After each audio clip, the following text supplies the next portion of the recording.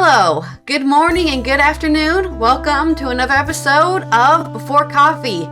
It's mucking fun day. Did you have a good weekend? Well, some people are not having a great weekend as we cover the stories of what we found on today's headlines.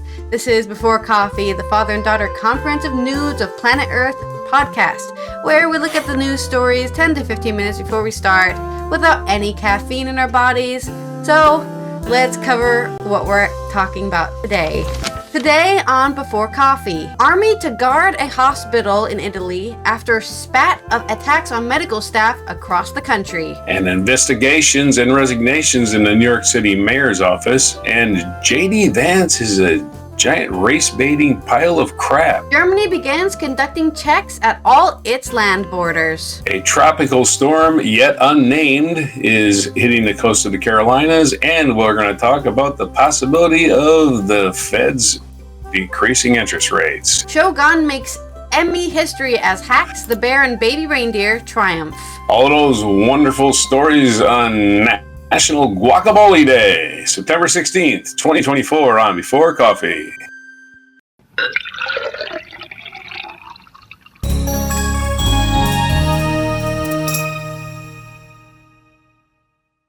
Guacamole, delicious. One of my favorite dips of all time. Thanks, ancient Americans, for making that tree stay alive, because originally it was eaten by giant mammals that are long since been dead. Oh.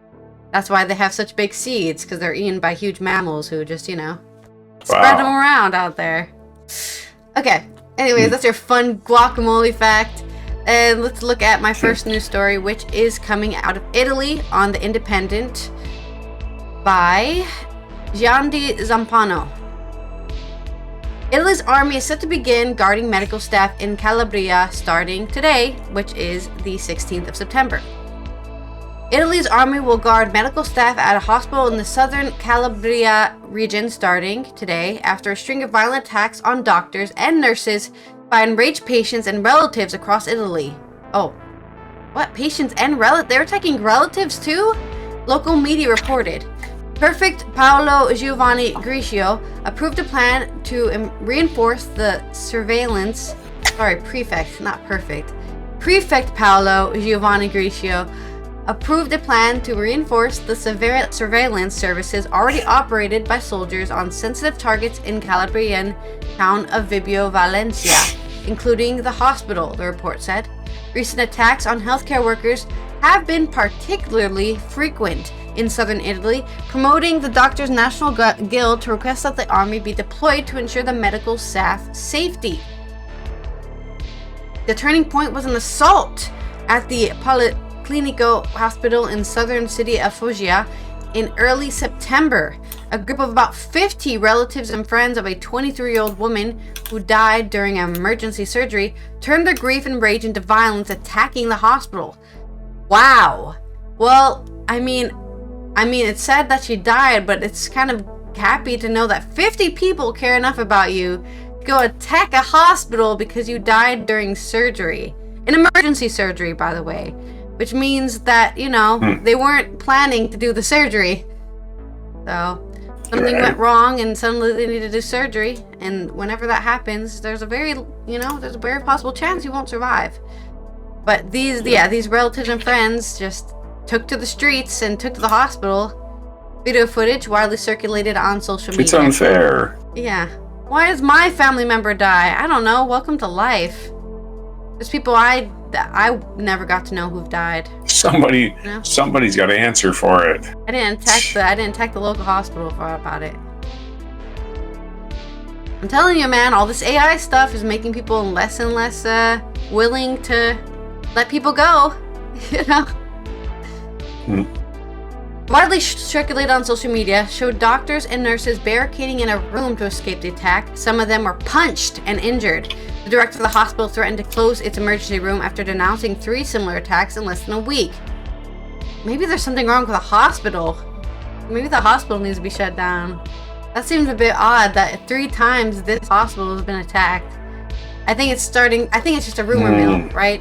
one person something bad happens to and they say it's because the hospital is murdering people on purpose, and then a bunch of other people get tied into the rumor that, you know, the hospital is evil, and so they all feel like they have permission, maybe not by the law, but by society, to attack the hospital because they deserve it. With over 16,000 reported cases of physical and verbal assaults nationwide in 2023 alone. Hello? What happened to the pandemic, you know, where everyone was saying thank you for your service? What happened to that? Italian doctors and nurses have called for drastic measures. We have never seen such levels of aggression in the past decade, said Antonio Del Palma, president of the Nursing Up Union, stressing the urgent need for action. We are now at the point where considering military protection in hospitals is no longer a far-fetched idea. We cannot wait any longer, he said. The Italian Federation of Medical Scientific Societies has also proposed more severe measures for offenders, such as suspending access to free medical care for 3 years for anyone who assaults healthcare workers or damages hospital facilities. I mean, that sounds like a great plan. If you can't protect the people who serve you, you don't get to have their service. Understaffing and long waiting lists are the main reason behind patients' frustration with health workers. And whose fault is that? Maybe you should become a doctor. According to Italy's largest union for doctors, nearly half of emergency medicine positions remained unfulfilled as of 2022. Doctors lament that Italy's legislation has kept wages low, leading to overworked and burned out staff at hospitals. These problems have been further aggravated by the COVID-19 pandemic, which has pushed many health workers to leave Italy in search of better opportunities abroad. Some people even retired for good. They were only a nurse for 10 years, and they were like, the pandemic burned me out for the rest of my life. I'm going to go do something else, just anything else. In 2023, Italy was short of about 30,000 doctors between 2010 and 2020. The country saw the closure of 111 hospitals, 113 emergency rooms, data from a specialized forum showed. So, worked out, now they're getting attacked.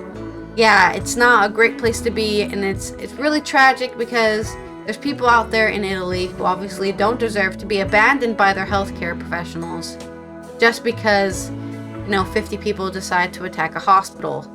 But, I mean, it's not looking good unless, like Antonio De Palma said, they start getting military protection. And, of course, if Italy starts supporting their doctors, maybe giving them more support, giving more money.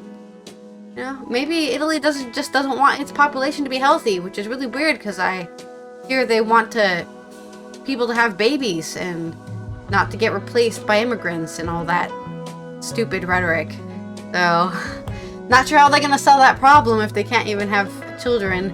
Guess they're just going back to having at-home births and hoping their mortality rate doesn't rise. But that's my story coming out of Italy and the weird, reactionary, patients or family members of patients. On to your story. You're muted. Yes, I was muted. Because I was sneezing. Oh. You didn't want to hear that. It get a little chilly here in the morning. Sometimes. But I don't know what that was. Anyway, all right, on to U.S. news. We've had a lot of unrest in New York City as a lot of city employees have been having their phones seized by the FBI. So here's another one. Mayor Adams' top city lawyer quits after his federal investigation is intensified. This is from Gothamist.com. Elizabeth Kim. Mayor Eric Adams' chief counsel resigned Saturday without advance notice, according to City Hall spokesperson. Lisa Zomberg left after a little over a year in the job, while top officials in the administration face multiple federal investigations. Fabian Levy, the deputy mayor for communications, said her departure was effective immediately. The mayor's office provided Zomberg's resignation letter, which offered little explanation as to why she left. I am tendering my resignation, effective today, and I have concluded that I can no longer effectively serve in my position, the letter said. The abrupt exit leaves a significant hole in the administration and draws attention to legal problems surrounding the mayor and his inner circle. The chief counsel Zomberg was responsible for defending the mayor amid a federal corruption investigation into his 2021 campaign. She also worked as an advisor on key policy issues, including his response to the migrant crisis. Her resignation comes 2 days after the New York Police Department Commissioner Edward Caban stepped down, and a week after his phones were seized as part of a separate federal investigation. Other top Adams aides also had their phones taken, including First Deputy Mayor Sheena Wright, her partner, Schools Chancellor David Banks, and Deputy Mayor for Public Safety Phil Banks. Before joining City Hall, Zomberg spent years as a federal prosecutor in the U.S. Attorney's Office of the Southern District of New York, which is now investigating several city officials. She also worked in the white-collar defense at a private firm before starting as chief counsel, according to a biography announcing her appointment. Adams said in a statement that he appreciated the work Zomberg had done. These are hard jobs and we don't expect anyone to stay in them forever, he said. He added that other senior members of Zomberg's team will remain in their roles to ensure the office continues to fully operate without issue, and we expect to name an acting chief counsel in coming days. Adams tested positive for COVID on Monday, and he has not appeared in person at any public events since on Thursday, delivering remarks virtually announcing Caban's resignation. That was the chief of police, or the commissioner who resigned, Caban. And other people acting weird stories, J.D. Vance is one peculiar little weirdo who just thinks lies are just as equal as the truth. Just another Trumper just thinks, we can just say anything, we don't have to prove it. And so he was getting interviewed by Dana Bash, and Dana Bash of CNN, and we just got to cover this story. This is from NewJersey.com, among other people covering it. J.D. Vance to CNN host, shut up about baseless racist pet-eating rumor I helped start. Okie dokie, after Republican presidential nominee defendant Jay Trump and vice presidential nominee J.D. Vance have been humiliated in a national debate stage in front of 60 million people and on social media for fueling a ridiculous and baseless rumor about Haitian immigrants eating pets, Vance got testy in a CNN interview on Sunday with host Dana Bash.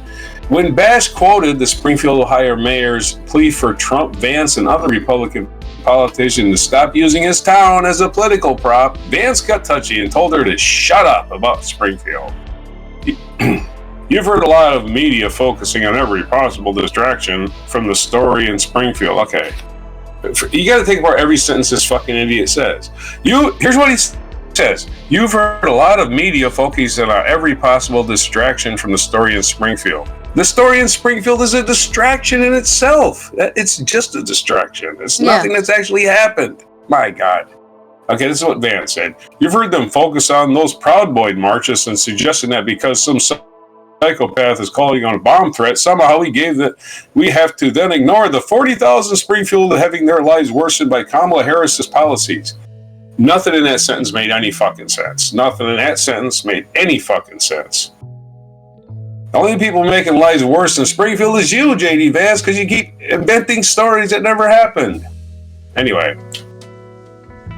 He goes on. What is the implication when you say calling out these problems has caused a bomb threat? Calling out what problems? Anyway, you accuse me of causing a bomb threat. Doesn't that mean you should shut up about the residents of Springfield? Don't you realize you've engaged in basic propaganda to silence the concerns of American citizens? Silence is not propaganda. Silence is merely silence. I'm sorry, this guy is a fucking loon. Vance, of course, was one of the first Republicans to promote the unfounded rumor on Twitter X. Vance wrote, reports now show that people have had their pets abducted and eaten by people who shouldn't be in this country. Where's the border czar?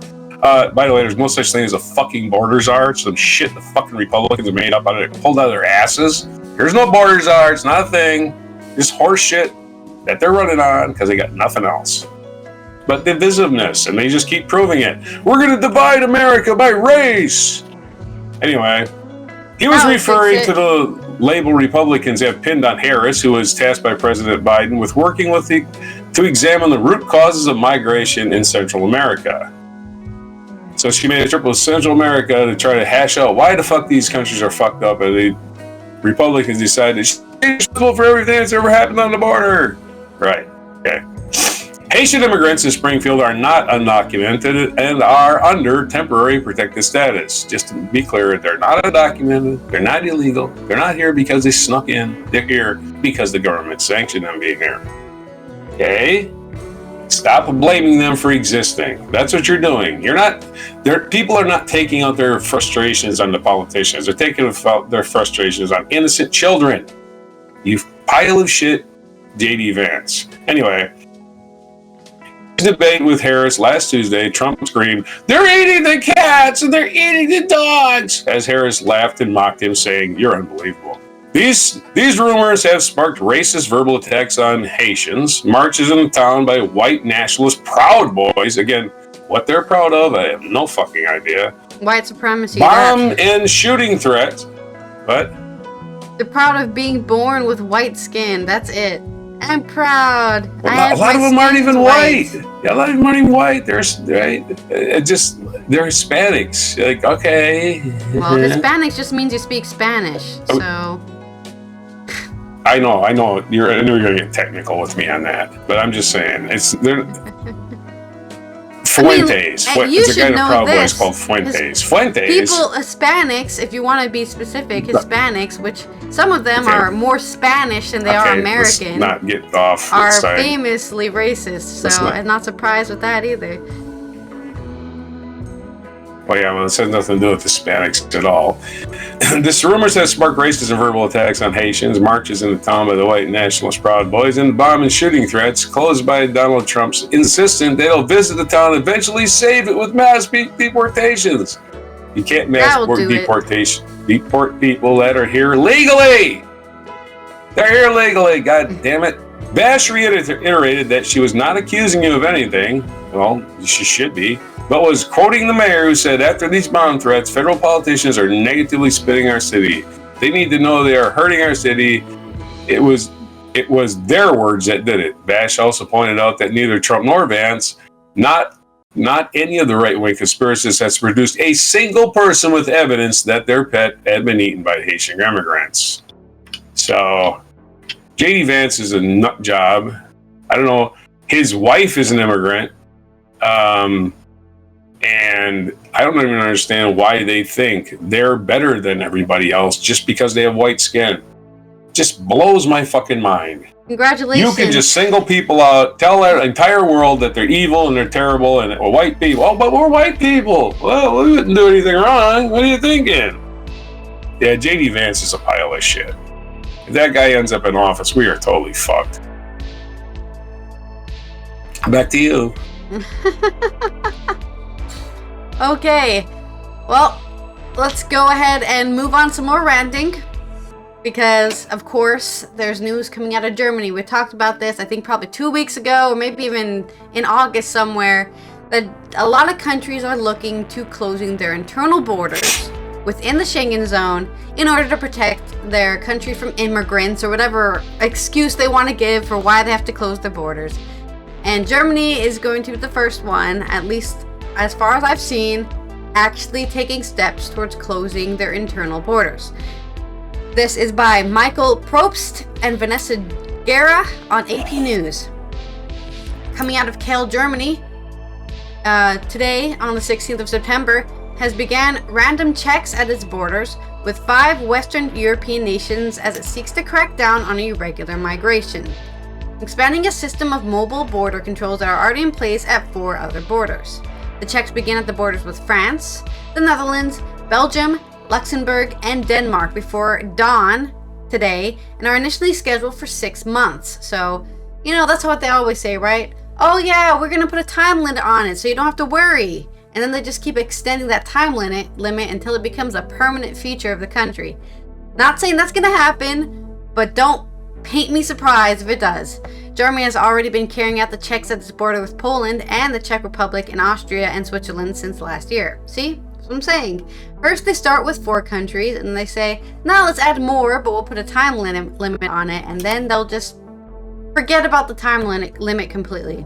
Germany, a member of the 27-member European Union, announced last week that it was expanding border checks to all 9 of its land borders this week as part of an effort to crack down on irregular migration and crime following recent extremist attacks. Those include a knife attack blamed on a Syrian asylum seeker in Solingen last month that killed 3 people, and the suspect claimed to be inspired by the Islamic State group. In June, a knife attack attributed to Afghan immigrant left a police officer dead and 4 other people wounded. This is also coming off the back of them deporting a bunch of people on a plane who were found criminals. Like, yet again, I don't know exactly what crimes any of those people did, except for that they said some of them did commit violent crimes.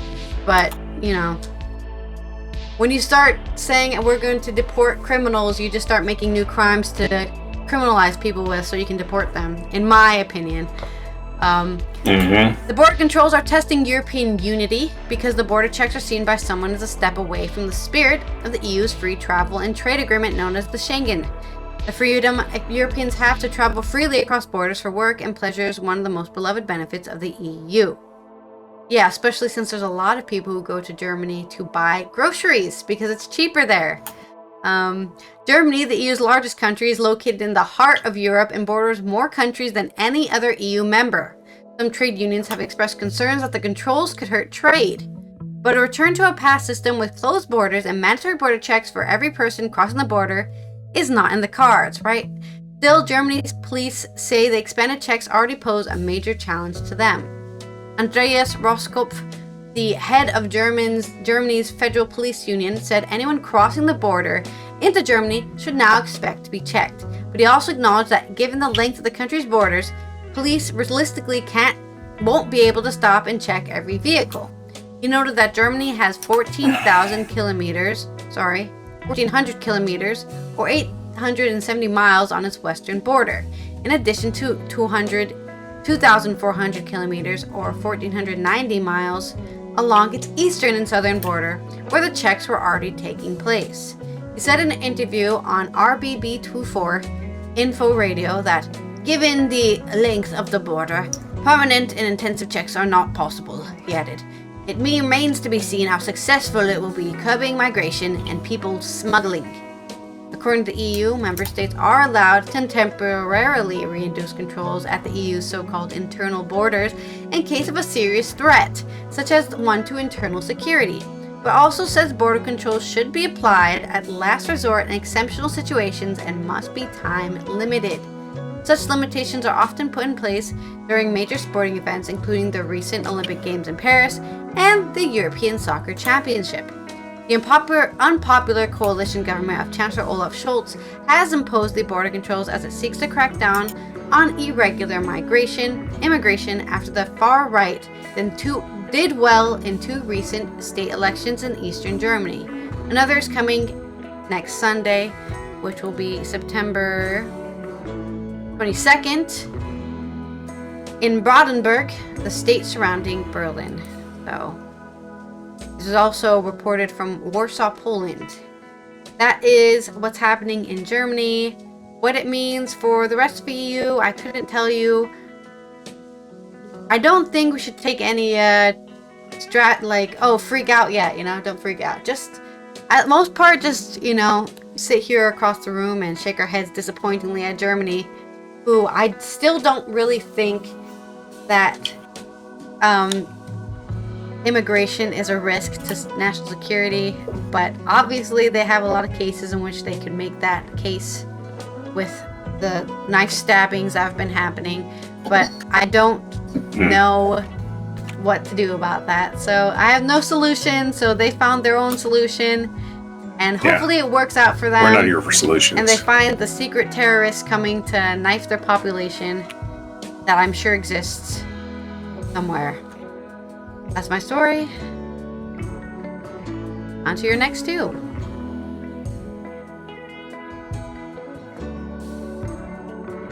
Oh, did he DC? Right when I switched over to him. I think he just disconnected as soon as I switched over. Oh, internet.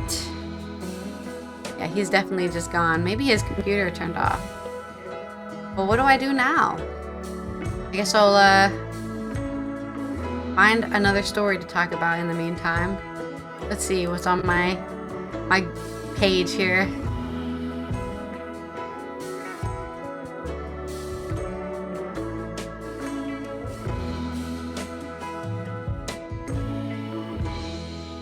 Here we go. Let's talk about more asylum seeker news. From random articles. Serbia, Portugal. From Portugal. Okay. And it's in Portuguese, so I've translated to English. Okay.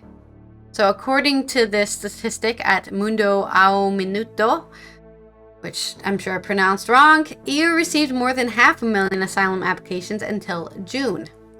And then approved 46% of them. So that's probably 513,000 applications for international protection by the end of June 24 were approved. And the Syrian population made the most asylum requests. According to a report released today by EU's asylum agency, between January and June of this year, 513,000 asylum applications were made to countries in the EU's political bloc. Of this total, 46% of people were granted refugee status, as their needs for protection were considered proven. Germany received 124,000 applications for temporary protection, a quarter of the total applications made by the end of June. Hence why they're closing their borders and trying to do checks. Spain was the second country with the most asylum applications at 88,000, followed by Italy at 85,000 and Cyprus, which received 4,900 asylum applications. And that was the highest country with the highest percentage of applications per capita. So that's why they mentioned Cyprus. Okay. They had the most percentage of people considering their actual population. Syrian citizens who want to flee the regime of Bashar al-Assad and the geopolitical instability in the country, exacerbated by the self-proclaimed Islamic State of Iraq and Syria, were the ones who submitted the most applications of EU countries, 71,000, an increase of 7% compared to the same period in 2023, and the percentage of recognition of refugee status was 92%. The number of Afghan citizens seeking asylum to escape the Taliban regime fell by 18%, with 45% requests made in the first 6 months of the year. The trend is for there to be an increase in the number of requests for international protections in the second half of the year. So the EU expects to exceed 1 million asylum applications by the end of December, the report indicates. So there's also news about the Netherlands. Oh, interesting. When was this made? This was made the 13th of September. The Netherlands is also looking to tighten its rule and exclude with certain migration legislation. Of course, this is coming off of the back of the current People Coalition in power, which was a lot of anti-immigrant government bodies that can't deal with the population growth because of their failing health. Hi. Hello, welcome back. They're failing house market. They're failing house market. They're overburdened house market, I guess, in the Netherlands. Did I lose my signal? Yeah, you did. Did you lose my signal? Yeah, but you're how long? back now. Well, how much did I lose? You didn't start your story yet, so you can just start over from the beginning. I'm just talking about migration and Europeans not wanting it and stuff like that. So I gotta start my story over. Which story do I have to start over? The first one. We just switched over to you when you DC'd. So I'm sorry. You want me to do the tropical storm story first? I have no idea which story you were doing next because you DC'd just as I switched up to you. So I finished my story about Germany, and I switched to you, and you disconnected then. So basically start over from the beginning. Tropical storm. Okay.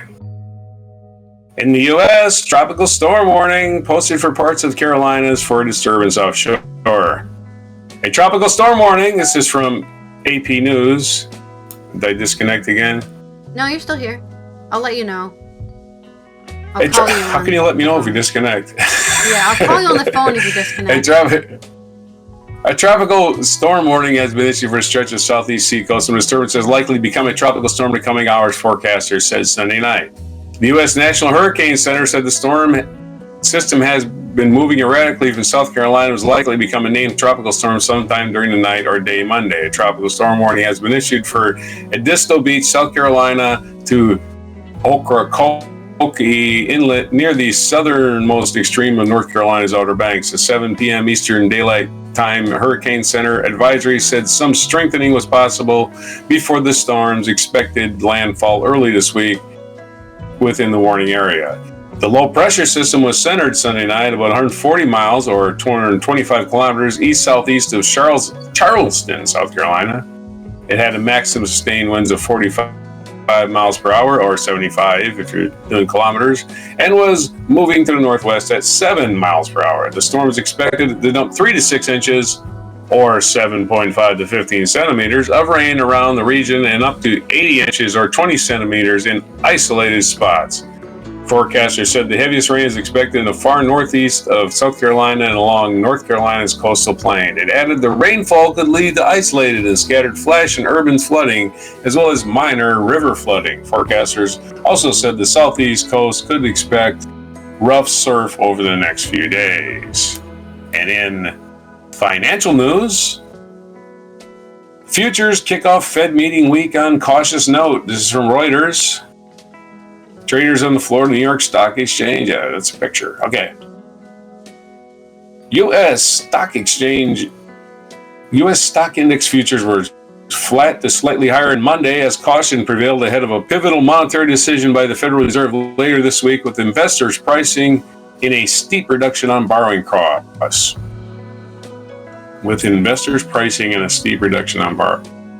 That sentence makes no sense. Ever since Fed Chair Jerome Powell hinted at an upcoming rate cut late last year, markets have embarked on a bull run, with the Standard & Poor's and the Dow near record highs. Nearly every day they're record high.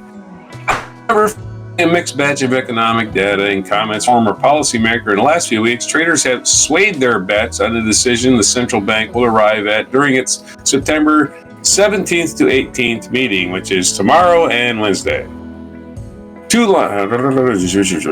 Odds for a 50 basis point cut are 59% from 30% a week ago, according to the CME Fed Watch tool, which showed 41% probability for a 25 basis point reduction. A 25 basis point means 0.25% rate cut. Okay. That's what that means. And a 50 means twice that. Otherwise, 0.5% rate cut. As important as the 50 versus 25 debate will be in the communication from the Fed, would a 50 BPS be the start of 50s or one of larger move to start the cycle? Would a 25 BPS mean the bar for subsequent 50s is high? Somebody needs to take this guy to English school and teach him how to write sentences. He's writing in codes that don't make any sense. Okay. I guess he's essentially saying if there's a 50 rate cut, doesn't mean they're going to be a 50 rate cut. That's going to be their go-to move, I guess. That's the best I can decipher from. Or the 25 mean that they're really super cautious. Anyway, the benchmark, it's too much speculation. Just cut rates, you know? Yeah. The benchmark index and the tech-heavy NASDAQ notched their biggest weekly jump in about 11 months on Friday, although an analyst attributed the optimism to the signs of a robust economy rather than rate cut expectations. Well, who cares what they attribute it to? They're just analysts. They're either right or they're wrong. We'll never know. We'll never know if they're right or wrong. Nobody ever pays the price for being wrong. Who knows what it is? Yeah. They're all just guessing in this house of cards they call the stock market. At 5:32 a.m., Dow E minis were up 95 points, or 0.235%. Standard & Poor's 50 E minis were up 6.5 points, or 0.12%. And NASDAQ 100 E minis were down 4.5 points, or 0.02%. And nothing in here is telling me what E-minis actually means. So this is inside baseball language, I realize. So we'll just say the stock market's volatile. How about that? Futures tracking small caps, which tend to do well with lower borrowing costs, outperformed with a 0.9% rise. Economic data due through this week is light, with retail sales, weekly jobless claim, housing starts, and industrial production on tap. Rate-sensitive growth stocks such as Nvidia slipped 0.4%, while Meta inched up 0.3%, and Tesla rose 0.6% in pre-market trading. Intel Corp climbed 3.7% after a report showed the chipmaker had officially qualified for much as $3.5 billion in federal grants to make semiconductors for U.S. Department of Defense. Way to go, Intel, I guess. Trump and media technology, reporting on that horrible stock for some reason, added 4.5% of the apparent second assassination attempt. Yeah, his stock went up. Who cares? Here we go. Crypto stocks sounded, his useless stock, somebody decided to buy some of it. Oh yeah, there was a gun somewhere per near stock or something. What's that? What's the stock price? 10 cents? Oh, it's gone up 50%. So now it's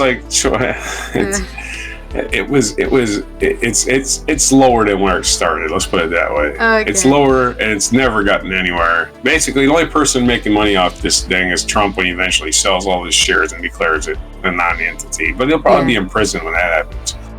Supposedly it's $17. So their stock is $17. I think it started at 60 something. Anyway. Yeah, so. Crypto stocks trended lower, with MicroStrategy down 2% and Riot Platform slipping 1.4%, tracking at 1.7% fall in Bitcoin prices. Bitcoin.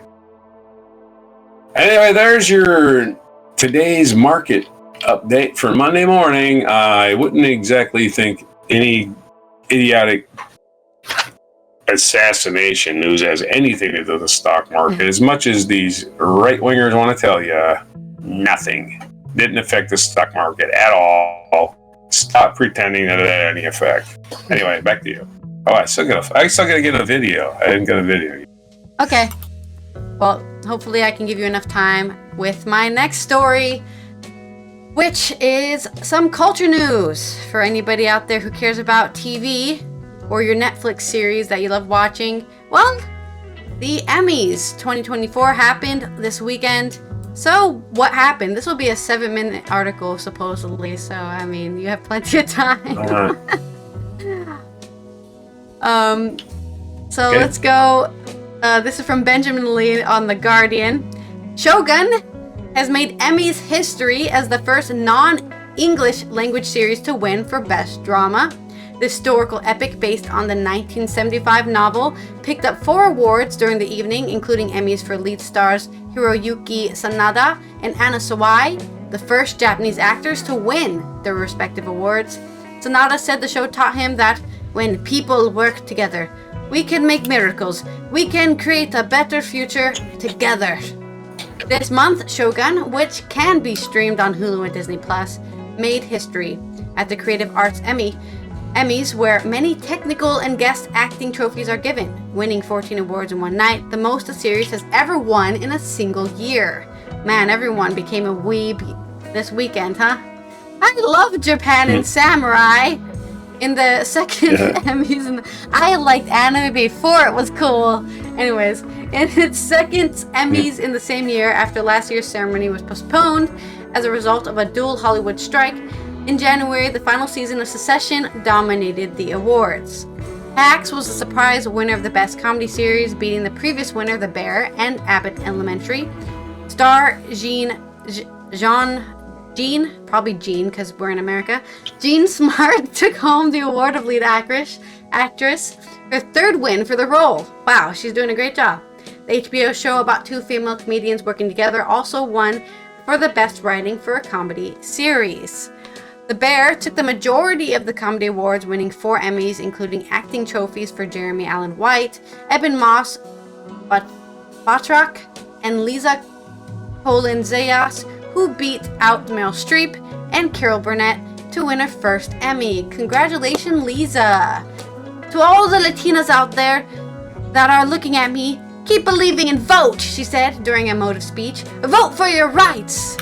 The combined wins for the last weekend's Creative Arts Emmys and tonight have made the second season of The Bear the most awarded comedy season in Emmys history.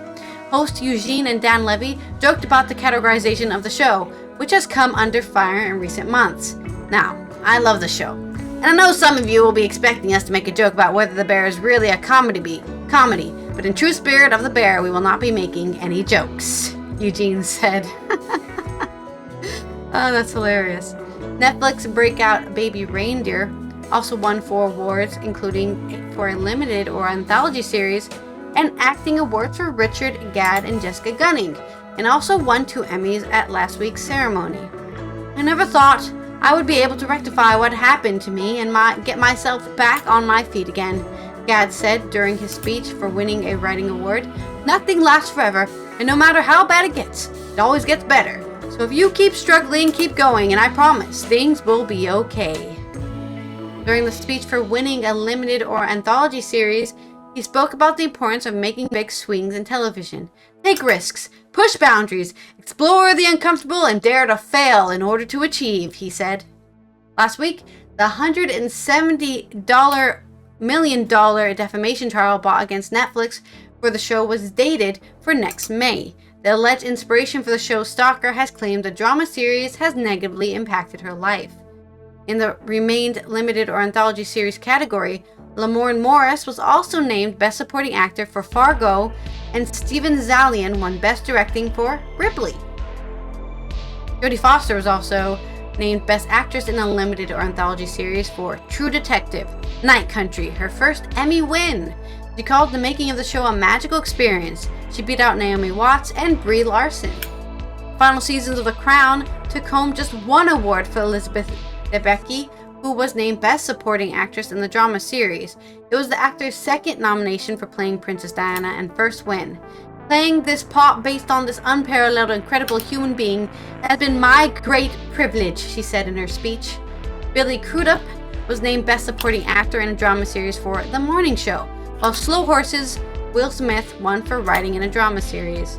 Man, you remember when there was like a difference between TV stars and Hollywood stars? Now it just seems like everyone's a TV and Hollywood star at the same time, man. What about the little people who can't get a big Hollywood hit? Just hire Will Smith. He'll be the star of the show. We don't need to hire new talent. The US version of The Traitors was named Best Reality Competition Program, beating out RuPaul's Drag Race, which has won the award 4 times before. At last weekend's Creative Arts Emmy, Alan Cumming was also named Best Host. Most nominated shows that came away empty-handed during the ceremony included Mr. and Mrs. Smith, Only Murders in the Building, Fallout, and Abbott Elementary. Oh yeah, that's true. I can't believe Fallout didn't win a single thing. Well, to be fair, it's quite a niche kind of show. It was really made for the people who love the video games.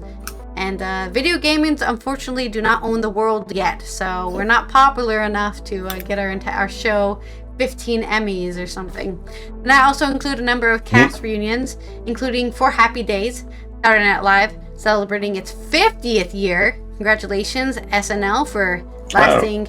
Even though I don't think they're that funny that much anymore, they definitely went for the cheaper jokes that are easier to take. People have been saying that for years. Yeah, sometimes it is easier to do cheap jokes, and they get slack for that. But they still made it 50 years, and now a lot of comedy shows can say they have made it to 50 years. And The West Wing. Richard Scriff joked that many of today's actual political headlines would be deemed a bit far-fetched, if not utterly ridiculous, 25 years ago. Yes, that's why The Simpsons, of course, famously made fun of Trump for becoming president, and then, he did it. So, yeah, so we live in somewhere. I think we're in the illusion land here. We're not, this isn't reality. Bad simulation. Yeah, we're in the simulation. Bad simulation. The 15th layer of the simulation where it just gets all wacky.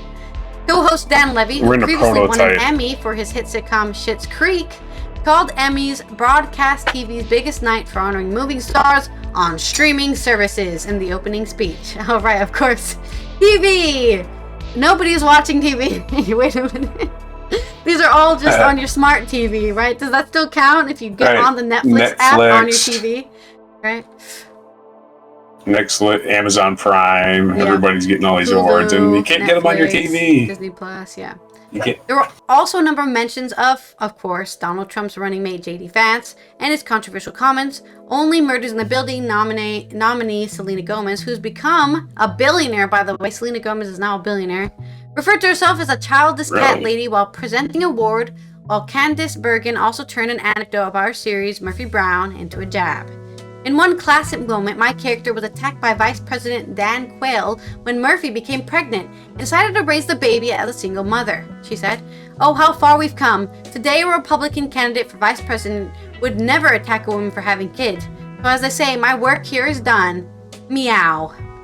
John Leguizamo also spoke on stage about the lack of diversity within the television industry, calling reference to a full-page advert that he took out in New York Times to criticize the Television Academy. He spoke about the changes that have taken place, praising this year's diverse set of nominees, but stressing the need for more to be done. Yeah, I mean, they gave the most Emmys to a Japanese show, so that has to be some sort of, diversity. Shogun. Woohoo! Of course, they're the model minority, as they call them, the Eastern Asians. So, does that really count? You decide in the comments below if you think that counts, or if you care. Japan famously xenophobic. I'm sure there's people, the anti-woke crowd, who are like, show me only white people. I live in America. Only white people exist here. That's like, okay, whatever you say, dude.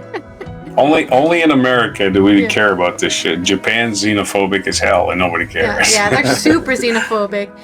I know I've heard stories of people in Japan who are not Japanese who don't get promotions in their company, even if they work just as hard as everyone else. They won't get a promotion because as somebody who's getting a promotion, you become the face of the company, and they don't want some European person being the face of their company. They want it to be a Japanese person, and only Japanese person, every time. Yeah. So it's they're not idealists. They're not idealists like we are in America. We don't give a crap about race. We're trying to get past that. We are basically the founders of that anyway. Yeah. The United States is the first country that's ever been a melting pot willingly. Anyway, sorry, go ahead. Yeah, I mean, officially they're a melting pot, but of course, famously, Europe also just had people coming to it and no one gave a shit as well. It's all painted by, unfortunately, white supremacist rhetoric about this idea that there's a pure place out there, and there's never been a pure place out there. Even Africa is not pure in its blackness or whatever. That's all Hitler's Europeans fault. have been going there. And the eugenics. Middle Eastern people have been going all over the place. I mean, you can't have something as great as this, the Salt Road, and then say, oh yeah, nobody ever left their country. They all stayed where they belonged. That wasn't happening. Ever in the history of the earth has people stayed where they belong. The Mongol hordes did not stay. The Mongolians across the plains. Exactly. They were going everywhere. So they invaded Eastern Europe. Europe. Plenty of people in probably Europe that have Mongolian blood thanks to Genghis Khan. All right, I've got your video, so let's go ahead and go into this day in history. Oh, okay, this day in history. We're talking about history, so I guess it fits. September 16th, in the year 1380, Charles V, who was the King of France from 1364, and led the country in a miraculous recovery from the devastation of the first phase of the 100 Years' War, which is the 100 Years' War went from 1337 to 1453, which is 116 years. Anyway, they couldn't call it the 116 Years' War. That would have sounded silly. Anyway, Charles V, this is a long way to go to it, died at the age of 42. It's on this day in 1380. So he basically had 16 years on the throne and died pretty young during the 100 Years' War, which I keep going back to. When did they decide to call it the 100 Years' War? Especially since it was 116 years. Did they, year 100, maybe they decided, that's it, 100 years we've been doing this. And then they dragged on for another 16 years and they couldn't bring themselves to change the name every year it dragged on. Well, it took a while In for all the letters to be delivered to say, hey, it's over, Well, yeah, the official historians had to meet and decide what to call it. We've been calling this thing the 94 Years' War for a while now. What do you think? Anyway. In 1810, nose itches. In 1810, a local revolt in Mexico was sparked by Miguel Hidalgo y Castilla, a parish priest in Dolores, who uttered the Grito de Dolores, the cry of Dolores, calling for the end of rule by Spanish peninsulars, for equality of races, and for redistribution of land. Yeah. In 1919, on this day, the U.S. Congress granted a national charter to the American Legion. American Legion, a organization of U.S. war veterans. In 1970, King Hussein of Jordan declared martial law following the hijacking of 4 international airlines by Popular Front for the Liberation of Palestine. In 1975, Papua New Guinea achieved full independence from Australia. So, happy anniversary to them. 1977, American-born Greek operatic soprano Mariah Callas, or Mariah, I guess it is.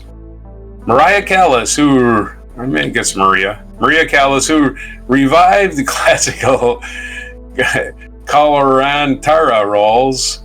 I can't pronounce that word.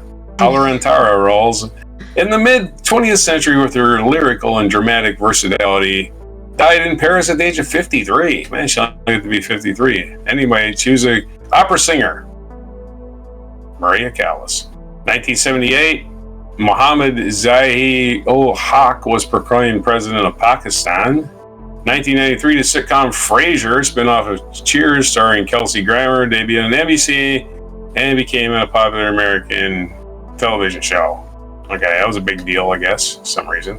1998, the Basque separatist organization ETA announced an indefinite ceasefire after 30 years of terrorist guerrilla attacks in Spain and were blamed for 800 deaths.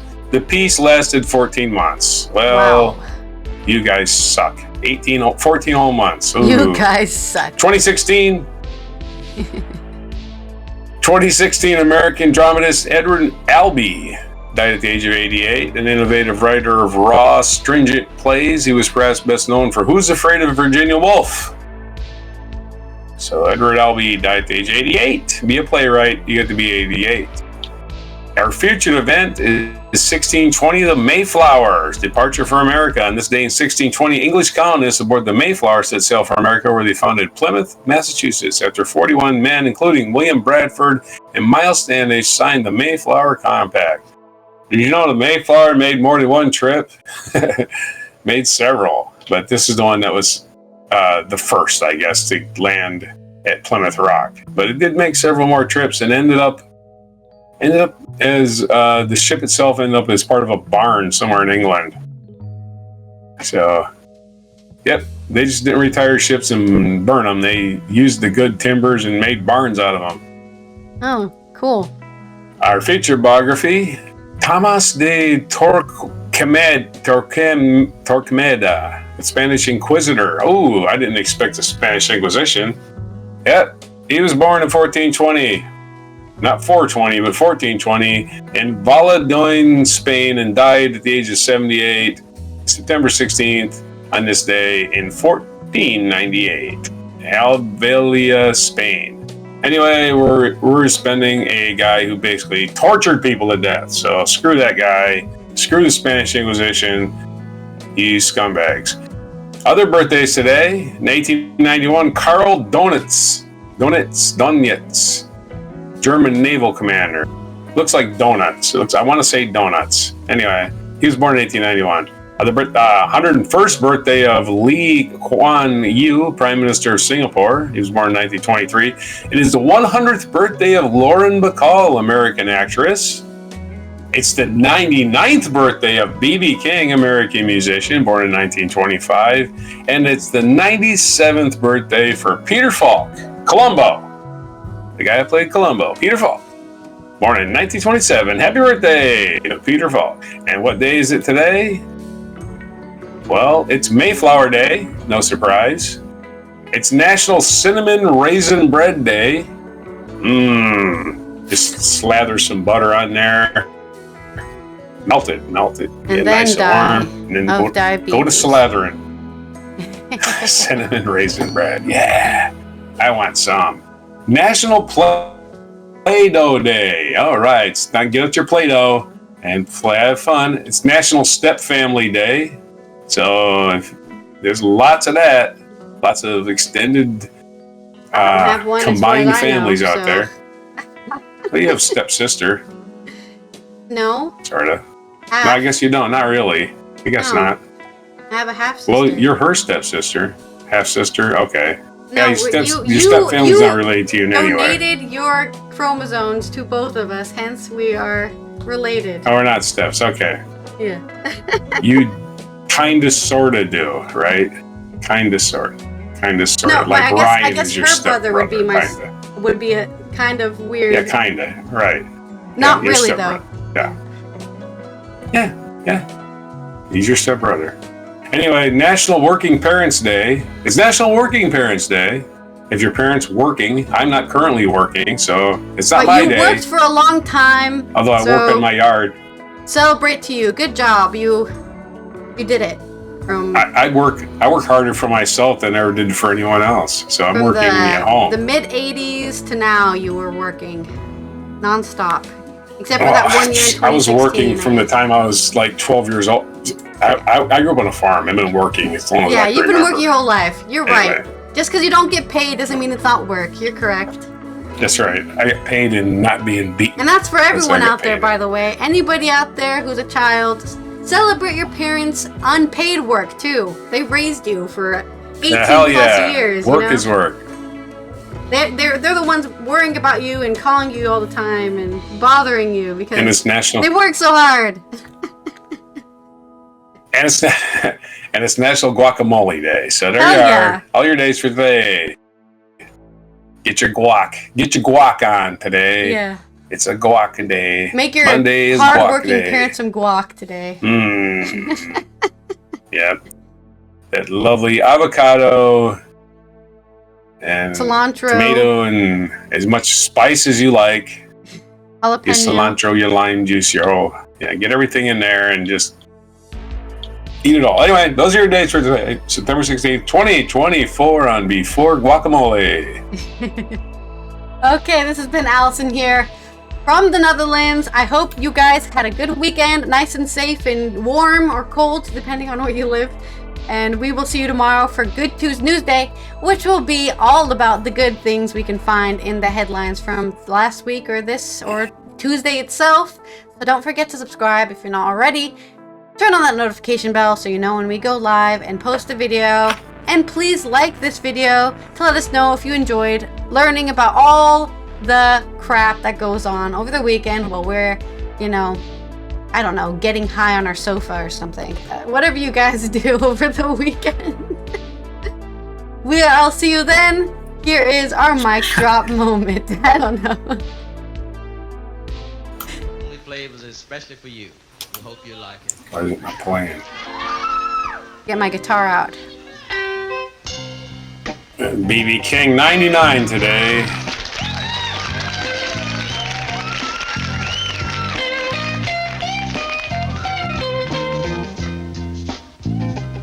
Them sideburns. I don't know how long you're gonna play this for. I played it until like 3 minutes in, so. Okay.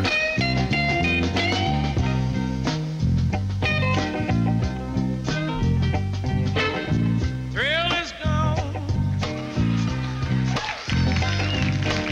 The thrill is gone away. The thrill is gone. Oh, BB could sweat, man. Yeah, he's hot under those studio lights. Yeah.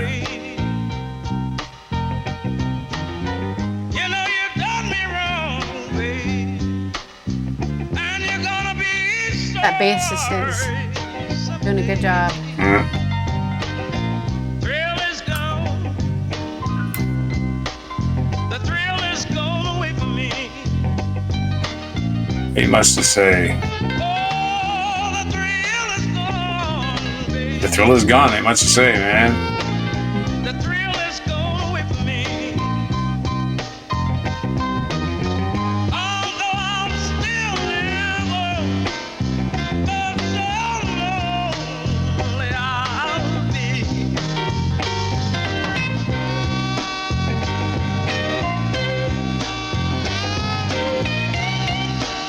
Nice groove.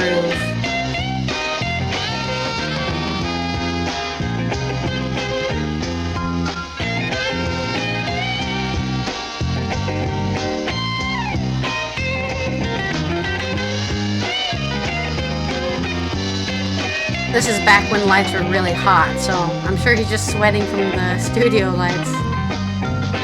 And he's wearing like a full suit as well. Oh yeah, he's wearing a three-piece suit. Probably in the middle of the summer and they don't put the air conditioning on, you know. If they had air conditioning. The thrill is gone away for good. I know I'll feel it all. I mean, that's what's always Don't so forget them impressive hamster about tubes. performers. That they can go into the music so much, right? You don't even open your eyes. You just sing. You don't care what you look like. You're not there to look pretty. That's kind of the issues with pop stars these days, right? They're all about looking pretty.